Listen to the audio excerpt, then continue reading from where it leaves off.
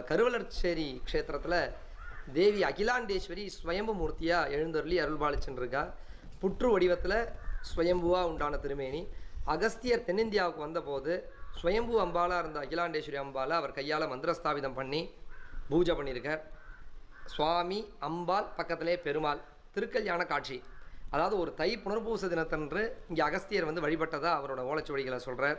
தை புனர்பூசத்துக்கு என்ன விசேஷம்னா, அவருக்கு திருக்கல்யாணம் நடந்த நாள், அகஸ்தியர் லோபாமுத்ரைக்கு கல்யாணம் நடந்த நாள் தை புனர்பூசம். அன்றைய தினத்தில் அவர் சுவாமிக்கு இங்கே பூஜை பண்ணும்போது பரமேஸ்வரன் அம்பாலோட கூட பெருமாளோட சேர்ந்து இங்கே திருக்கல்யாண காட்சி கொடுத்ததா ஐதீகம். அம்பாள் எப்படி ஸ்வயம்புவாக உண்டாகி வளர்ந்தாலோ அதே போல் கரு உண்டாகி வளர்கிறதுக்கு முக்கியமான கோவில். அதனால தான் அந்த ஊர் பேரே கரு வளர்ச்சேரி, கரு வளர் நாயகி, பண்டாரகவர்தனி அப்படின்னு அம்பாளுக்கு பேர். அவர் அகஸ்திய மகரிஷியின் பூஜையின் காரணத்தினால சுவாமி அகஸ்தீஸ்வரனும் அம்பாள் அகிலாண்டேஸ்வரனும் பேர்